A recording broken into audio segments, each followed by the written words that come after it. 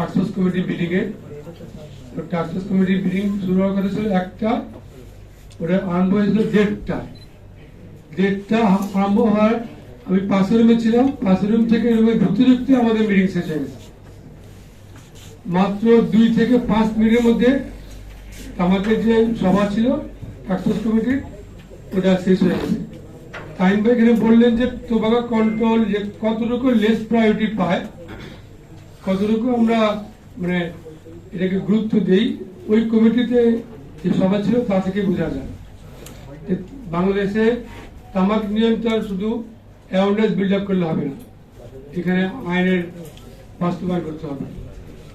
ভাই বললেন যে 50টা মোবাইল কার্ড হয়েছে খুলনাতে, কতদিনে? 34 মাসে মাত্র 50টা মোবাইল কার্ড। তারপর তো খুলনা মোবাইল কার্ড হয়। ঢাকায় আপনারা কয়টা মোবাইল কোড হয়েছেন? ঢাকায় কোন মোবাইল কোডের ইদানিং কোন রেকর্ড আছে কিনা আপনারা যদি একটু বলে থাকেন আমাদের, আমরা উপকৃত হব। ঢাকা জেলা প্রশাসক কি করে? তামাক নিয়ন্ত্রণের যে টাস্কফোর্স কমিটি আছে, এদের কাজটা কি? মিটিং এ নাস্তা করে 2-4টা কথা বলে আমরা খুবই ব্যস্ত, আমরা অমুক জায়গায় কাজ করছি, তুমুক জায়গায় কাজ করছি করে, এটা কি কাজ না? জনস্বাস্থ্য কি কোনো কাজ না? আপনার ছেলে যদি আমাকে আসক্ত হয়ে মাদকে মানে চুর হয়ে যায়, ক্ষতিটা কার? আপাতত কিন্তু আপনার, কিন্তু এরপর কিন্তু পুরো রাষ্ট্রের হবে।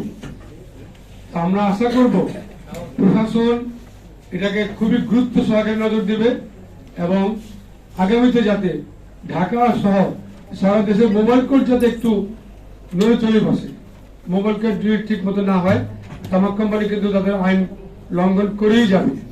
তামাক কোম্পানি বিভিন্ন ভাবে এই আইনগুলো ভাঙার চেষ্টা করছে। আপনারা জানেন আগে তামাক কোম্পানি পত্রিকা বিজ্ঞাপন দিত, তামাক কোম্পানি টিভিতে অ্যাড দিত, এগুলো বন্ধ হওয়ার কারণে তারা খুবই ডেসপারেট হয়ে গেছে। তারা এখন বিভিন্ন মাধ্যম খুঁজছে।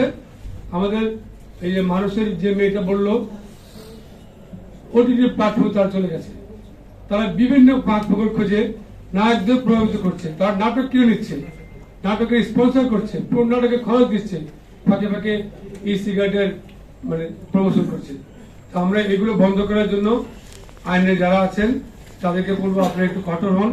এই টোবাকো কন্ট্রোল নিয়ন্ত্রণ শুধু আমাদের জন্য না, দেশের ছেলে মেয়েদের জন্য এটা উপকৃত হবে।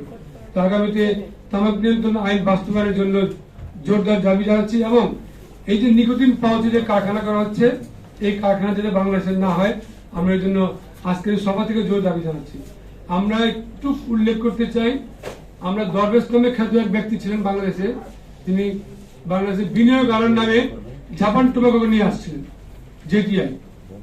সারা পৃথিবীতে তারা যারা ইন্ডিয়াতে এই কোম্পানিকে তারা গ্রহণ করেনি, এই দরবেশ খ্যাত ব্যক্তি তার যে কমিশনের লোভে বাংলাদেশে যে জাপান টোবাকো আনছেন, এই জাপান টোবাকো কিন্তু এখন আমাদের যে পরিমাণ ক্ষতি করছে।